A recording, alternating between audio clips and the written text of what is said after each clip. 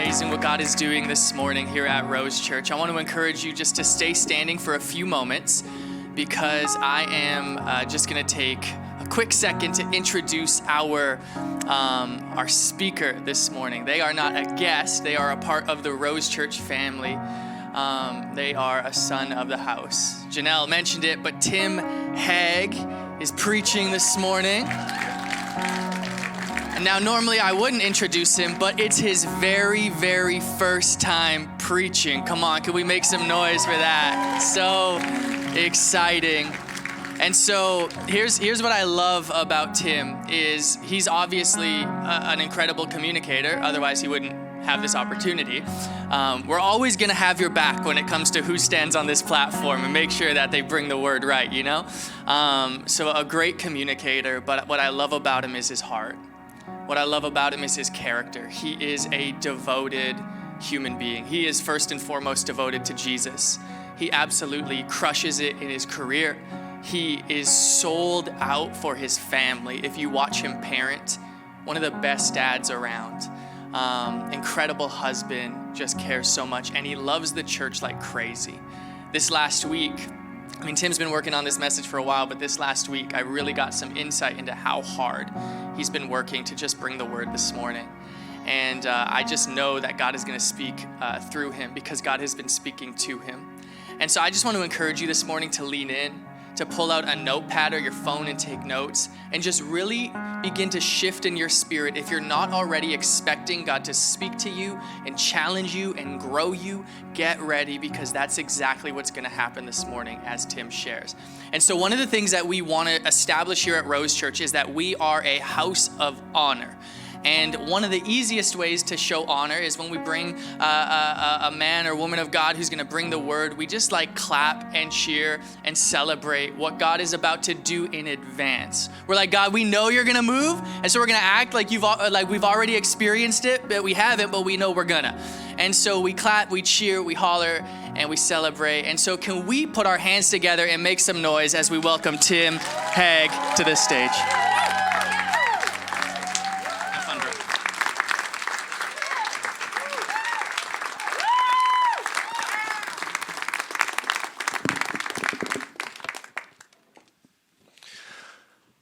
Yeah, go ahead and have a seat. We can all just remain standing together, but that gets a little awkward. Was anyone else totally emotionally unprepared for that awesome video that we just Mark's saying all those great things about me, I'm assuming, because I didn't actually notice because I was trying to get it together. Man, baptism, so special and what it really is all about. So quick little intro of who Tim is. As Mark mentioned, my wife and our 2 kids have been coming here for about 9 months now. Mark actually asked us to be a part of the launch team, and we said no. We're good now, right? We're good now. But we have had the privilege of being a part of this church for 9 months and really seeing the growth here. And as Mark said, I am really excited about what we're to talk about today because it is very close to me. So before we get into the passages of scripture that we're going to be reading today, I want to tell you a quick story, a little bit about me. So in right after high school, graduated, went off to Europe for 9 months because of course that's what you do, as you do. And I went to a Bible school called Capernwray while I was there in France. Spent 3 months there. It was amazing. But there was this one moment that really changed how I viewed Jesus. And it was essentially this. What happened was we had these serve opportunities. And so this one youth group night, we're there, we're serving, we're volunteering. And the leader pulls us all aside before the event starts. And he goes, okay, we're all in a circle. We're gonna spend some time praying together. We're going to spend some time worshiping God together. And keep in mind, I've been a Christian close to my whole life. I come from a Mennonite background, okay? That's the church that I went to, which is very reserved. And we all take turns praying. And everyone looks down and you're quiet and you're reserved. And that's how it is. So you'd have to forgive me for being a little bit shocked when not only does everyone start praying all at the same time with their arms raised, they're voices raised, everyone's yelling. They're speaking in like 5 or 6 different languages. You've got Spanish, you've got Italian, you've got French, you've got English, you've got a few others that I didn't actually recognize. It blew my mind, and here's why. In that moment, my North American, or more specifically my Canadian perspective of the God that we serve changed. It shifted and expanded my view on who Jesus is.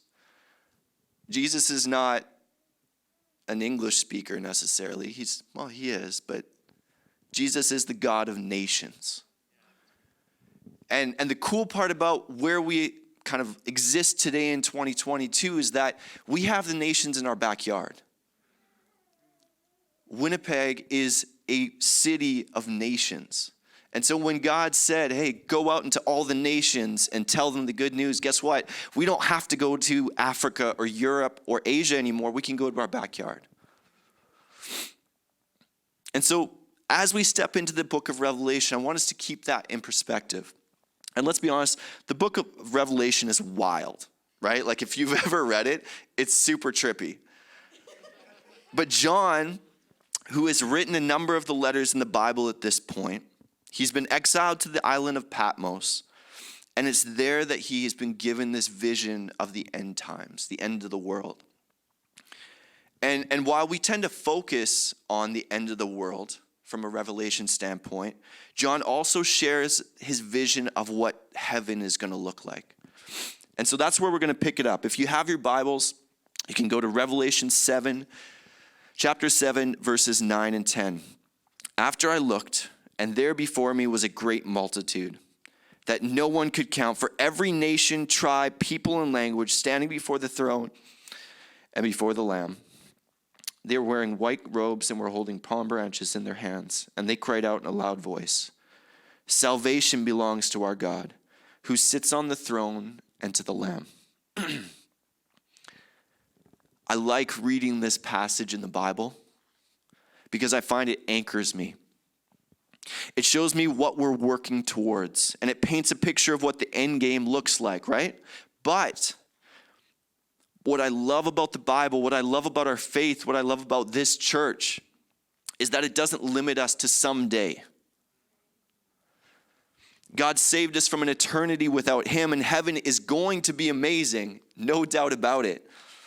But what's truly amazing about this passage is that I believe it gives us an image of the type of church that we should be striving for, the type of church that we should shoot for, the depiction of the family of God that we should work towards. And I do mean work. It's hard work. I believe that when we talk about wanting to impact our city, and you know that we talk about this a lot, it means the whole city, not just parts, not just demographics. And I believe that God is doing something amazing through this group of people right here and online. Haven't forgotten about you guys. I believe that he's doing work today in us. But I also believe that we need to continue to be intentional about stating where we believe God is taking us. So over the course of the next few minutes, I'd like to have a conversation about the complexion of our church. I want to talk about where I believe God's heart shines through in our church. And I want to talk about how we can continue to grow in his love. But before we dive into that first thought, I want to share a little bit more about my background. See, growing up, one of the first things people did when I was a kid, and it happened often, is, they'd meet me, especially other kids, they'd meet me, we'd be playing, we'd be hanging out, and then they'd go, "Hey, so what are you?" So we're going to skate past the kind of the questionable nature of that question for a second, but what I would often tell them is, especially to like people who are older than me, I'd tell them this. So I'd go something along the lines of, "Yeah, I'm half German and a quarter Russian." And just leave it there for a second. Let them deal with that. And then what I do after that is, and watch the, confusion in their eyes a little bit. But then I'd follow up with, "Oh yeah, and a quarter African." Sort through that one, right? I mean, Africa's a continent, guys. I'm just teasing.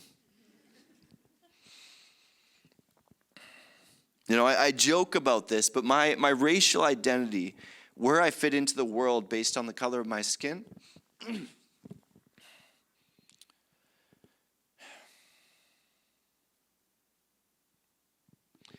it's a defining part of my journey.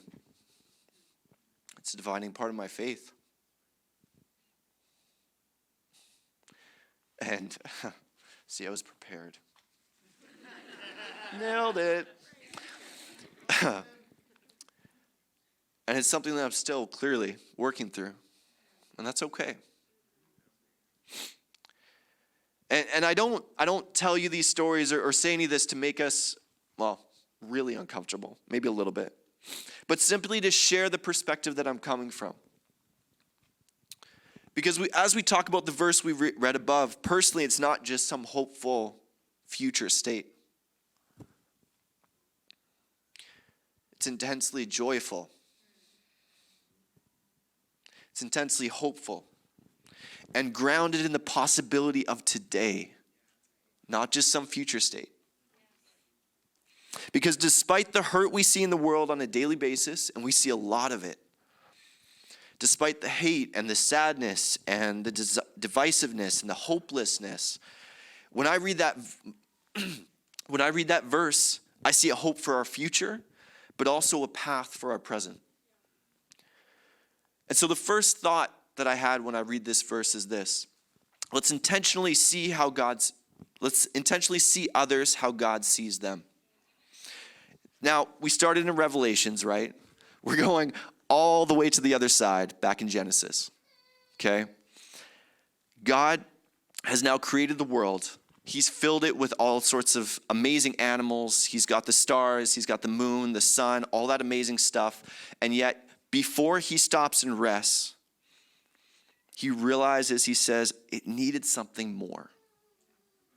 And that's where we pick up this story. So Genesis 1, 26 and 27. Then God said, let us make mankind in our image, in our likeness, so that they may rule over the fish in the sea and the birds in the sky, over the livestock and the wild animals, and over all the creatures that move along the ground.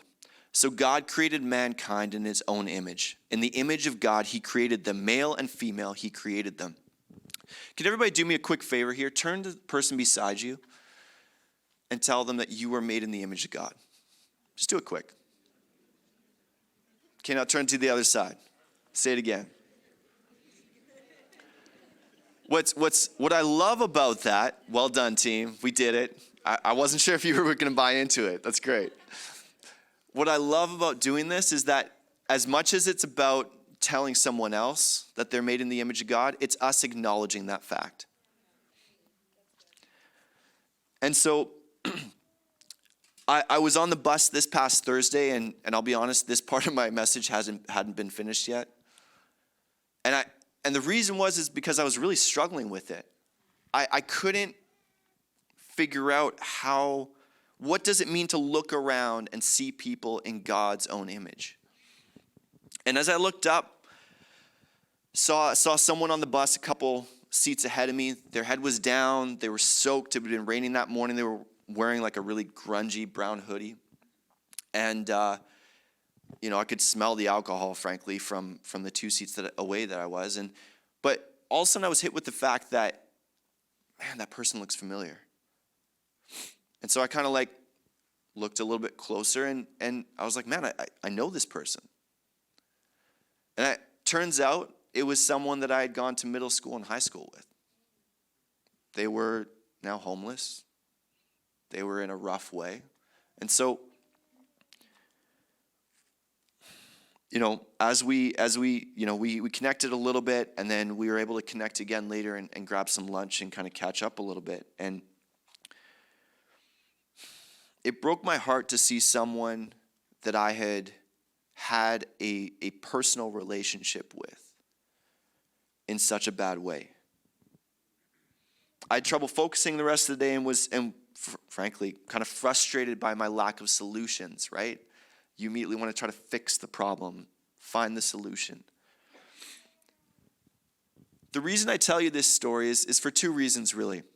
One, if you ever wonder, as I have, why pastors Roberta and Mark have this seemingly God-given talent to find the most relevant stories, to bring scriptures to life, I realized something this week. They're looking for it. Right? They're looking for it.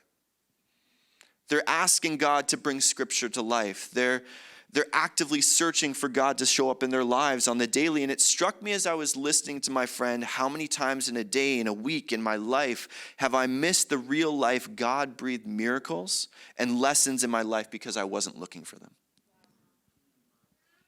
The second thing is this.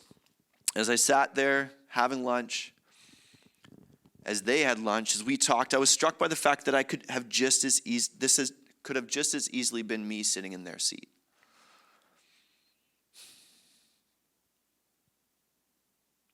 My life has been blessed by loving parents, solid friend group, a church that invested in me and cared about my well-being.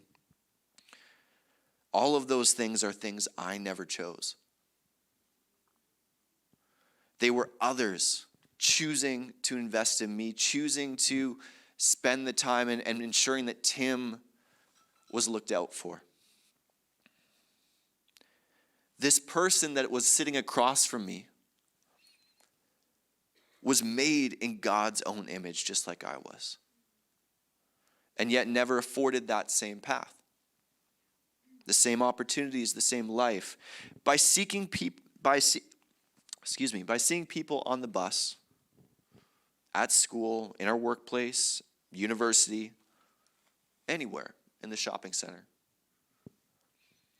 When we see people who, just like us, who are made in God's image, we are starting to see the amazing opportunities that God has laid out for us. Because when I believe that when you read the Bible, it becomes very clear. People who see others in God's image find purpose and direction and love in their lives because they start looking outside of themselves. They're not so focused on how am I doing, what do I need? They're saying, hey, how can I serve? How can I be of service? How can I help someone? Doesn't matter if they're different than me. Doesn't matter if I don't understand them. Doesn't matter if it's going to make my life really uncomfortable for the next 3 hours. How can I serve? How can I help?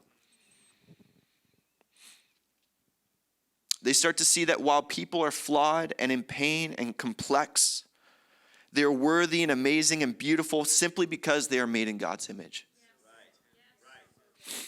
Church, let us be a group of people that takes this to heart, please. Let us be a group of people that sacrifices our own comfort on the daily so that we can show others their value in Jesus. Not to save them, because we can't, right? We can't even save ourselves. But we can point them the way to the person that can. The second thought that I had for this is pretty simple. Let's embrace the tension of living in the messy middle. The reality is that I have existed in the middle for most of my life. Not quite fitting in with like the quote unquote white kids, not quite fitting in with the quote unquote black kids, being kind of the wrong shade, if you will, of brown for the brown kids. I've grown very comfortable being in the middle. And I think what's cool about being in the middle is that we see Jesus existing in the middle a lot. Jesus spent time with Zacchaeus, who in the Bible is literally quoted as being the sinner. It's Zacchaeus, the sinner. Jesus spent time with him. He got in onto his hands and knees and in the dirt with the lady who had been accused of committing adultery, and he didn't condemn her. He also drove out people from the temple who were trying to sell things there. He was in constant confrontation with the religious elite at the time. Jesus existed in the middle. He also didn't condone the sin that he saw while hanging out with, let's call them regular people, like you and I. It was the middle where he existed. I would argue that it was his happy place. He knew what he was doing. He knew he was doing what God called him to do when he was in the mud and the mess and the muck with the people around him. He didn't wait for them to get clean. He didn't get on them for getting there in the first place.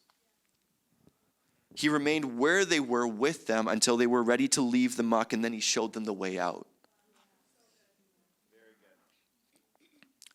Can I say, Rose Church, I think we're actually well on our way here at Rose to living this out.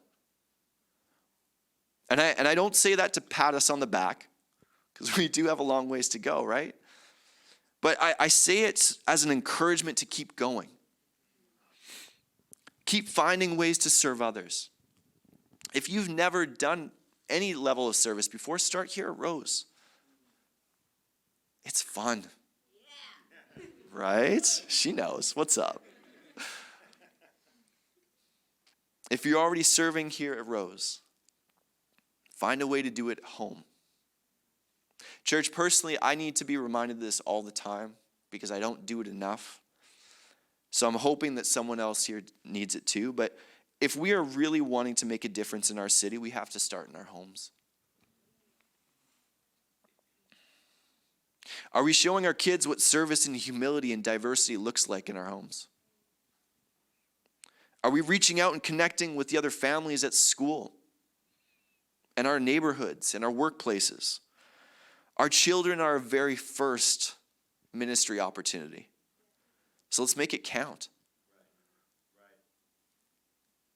Let's teach our kids how to have uncomfortable conversations. I don't want to because it's uncomfortable. Let's do it anyways. Let's ensure that they understand not everyone has the same benefits and privileges they have just because of where they were born. Church, we talk about impact. Church, what better impact can we hope to have than in 20 years? We see our sons and our daughters up here leading this church in a way that we could have only dreamt about now. You know,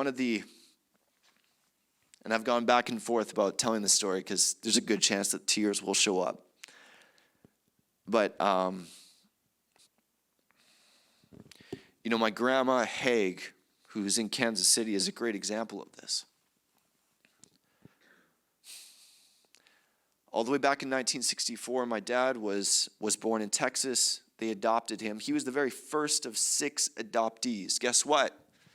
They were all of mixed race. No one wanted them. They were told by their churches that what they were doing was sinning.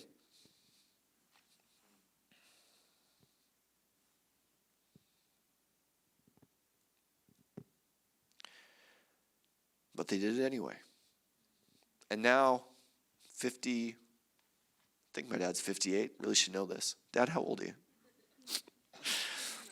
58 years ago, her grandson gets to preach on diversity and inclusion and love within the church because she started to do that.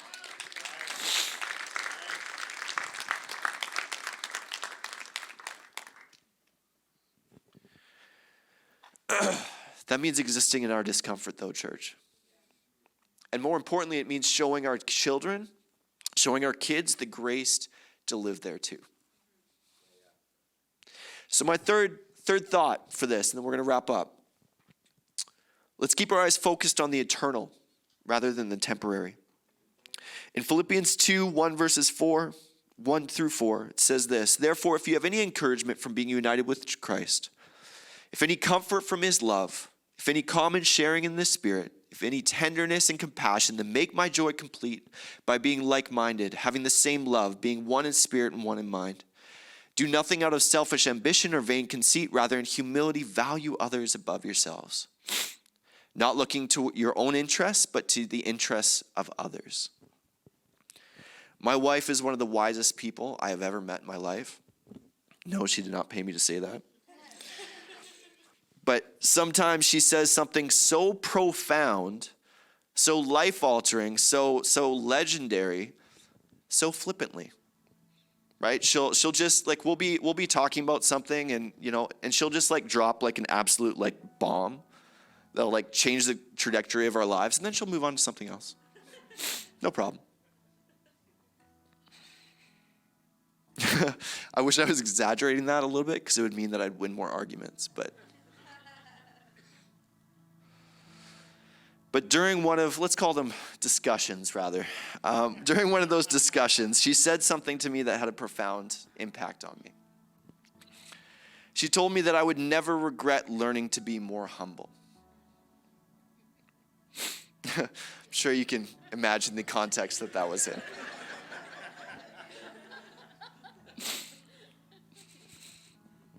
But the point still stands.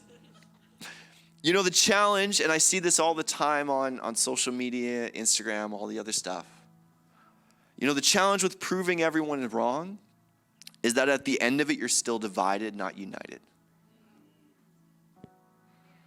I'm not saying for a minute that we're not meant to disagree or that we're not supposed to fight for people. Not against, but for. But church, what I've seen a lot over the past 2 years, what I've personally been involved in and a part of in the past 2 years at times, is that just simply shouting my opinion over the divide, rather than finding a way to build a bridge, walk across it, and have a conversation. So church, can we be a group of people that don't see our differences as obstacles to overcome, but rather strengths to complement our gap in the gospel? I've often thought about the sheer vastness of humanity, right? 7 billion people. Just today. That's not the billions of people that were before us. That's not the billions of people after us. That's just today. And due to our unique and God-created nature, we each have the ability to affect our world in a different way. It means that we bring with us each a different host of perspectives to every single conversation we have. And just like how that prayer experience that I talked about at the beginning impacted my vision of who God is, I believe that when we allow it, we can allow others to positively impact our vision of the God of the universe. You know, real quick, we're wrapping up, I promise. Got my timer. You know, a few weeks ago, I have the privilege of leading a connect group. And there were 4 of us that particular night, and we all got together at Rose HQ, and we're talking about it. And the conversation started with how the Pirates of the Caribbean movie series is the single-handedly best movie, consistent movie series in the world, which Harry Potter fans, don't even at me, okay? Don't even. I can't. But that quickly, and still I can't figure out exactly how quickly and how dramatically this changed, but that quickly changed to a topic or conversation about just about every single controversial topic you can think of. Over the next 4 hours, we covered everything. It was exhausting. But it was also exhilarating, and here's why. In fact, it was so exhilarating, somebody drove home and got a speeding ticket on the way home. I'm not going to name names, but, you know. But why? Why is it that when we actually open ourselves up to another's experience, we start to see a different side of Jesus? Which is just wild to me, if you think about it. And it's hard work. But it's really, really good work. It's not just saying the words, hey, welcome here, church. But it's actually showing up in our actions. Church, we are going to see some radically changed lives in our time here at Rose Church. We just will. I know it. Lives that aren't based on proving people wrong, but that are showing that God's love is right. And can I be the first one to put my hand up and say that I'm still struggling this way sometimes? I see the opportunities all the time, right? With my kids, with my family, with my friends, and I don't take them. Why? Because I'm often caught up in the I'm not qualified conversation. I might say the wrong thing or do the wrong thing or offend someone conversation. Yeah, we're probably going to. But with humility and owning our mistakes, we can get there. And I'd like to change that and flip that on its head a little bit.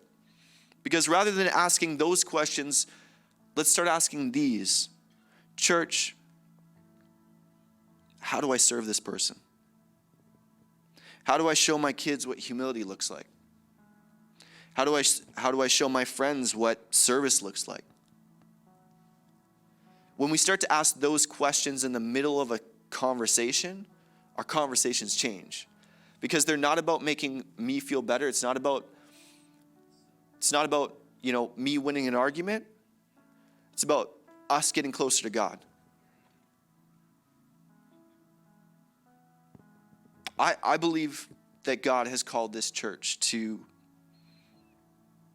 impact this city, and it's bigger than we could possibly imagine. I can't wait for the day where I walk in and hear people speaking in different languages than my own. Shout out to my francophones. I already know we got you.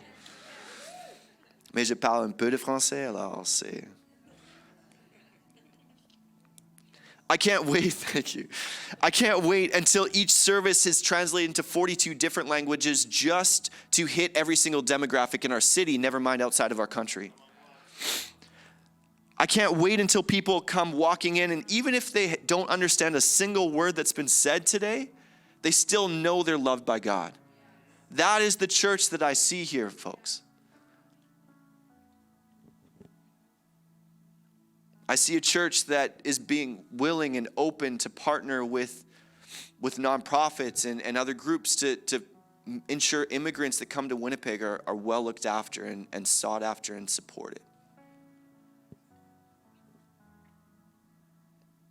Church, this family is God growing, and it's getting bigger every single Sunday. And it's more beautiful and outrageous and wild than any of us could imagine because it's centered around the gospel. It's centered around the idea that each person in your world, your circle, and I don't mean the world as a whole, but I mean your world. That group of 20 or 30 people that make up your world. Your circle, your life, your city is made in the image of God. And he is wildly in love with them. So let's be intentional about extending that love. In 2020, when the social justice conversation was raging, I was in a really dark place. It really rattled me in a way that I didn't expect. And one night, my wife, who I mentioned is super wise, gave me an image she had purchased for me. And I think we're going to get it up on the screen here, but it's a stylized script of a quote from Martin Luther King Jr. It says, "Darkness cannot drive out darkness. Only light can do that. Hate cannot drive out hate. Only love can do that." I have thought about that quote a lot over the past 2 years. And church, we don't know what the next 2 years are going to look like, right? We don't know what the next 20 years or 100 years are going to look like. But we do know that we serve a God who is more powerful, more loving than anything the world will ever throw at us. We also know the end game. That no matter what does happen, we will, with all nations, with all tribes, people groups, and languages, come together to glorify a God that is so worth worshiping.